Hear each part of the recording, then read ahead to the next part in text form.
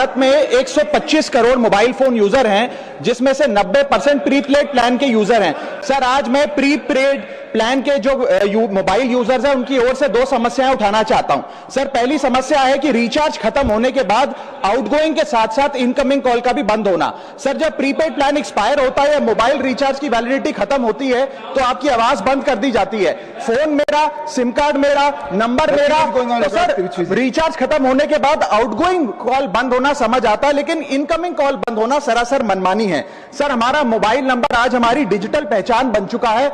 Essential communication जैसे कि UPI payment, banking, OTP, train ticket OTP, PAN Aadhaar authentication, interview का call, hospital का call, मां बाप का गांव से कॉल, तमाम चीजें इनकमिंग कॉल और इनकमिंग एसएमएस से आती है और वो इसलिए बंद कर दिया जाता है कि इंसान एक रिचार्ज कराना भूल गया।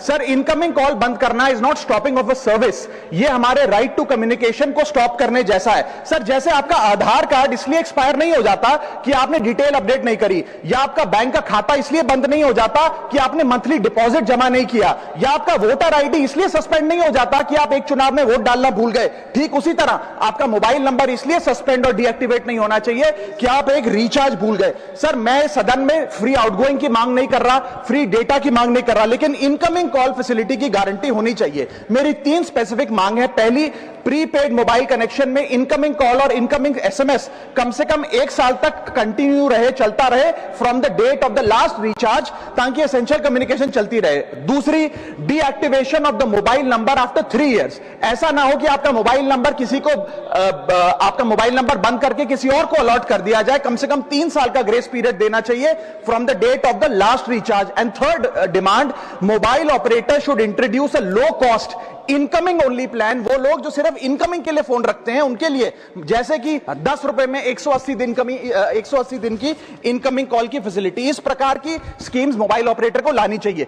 दूसरी समस्या जो प्रीपेड कस्टमर्स फेस करते हैं वो है टेलीकॉम ऑपरेटर का 28 दिन का मंथली रिचार्ज। साल में सर महीने 12 होते हैं, लेकिन 28 दिन की रिचार्ज के माध्यम से 13 टाइम्स रिचार्ज कराना पड़ता है। कैसे सर? 28 दिन into 13 times is equal to 364 days. ये एक बड़ी क्लेवर स्ट्रैटेजी है जिसके चलते आपको फीलिंग 30 दिन की देते हैं, लेकिन आपसे डीलिंग 28 दिन की करते हैं। सर, दुनिया में हर जगह बिलिंग साइकिल कैलेंडर मंथ के हिसाब से होती है, 30 या 31 दिन।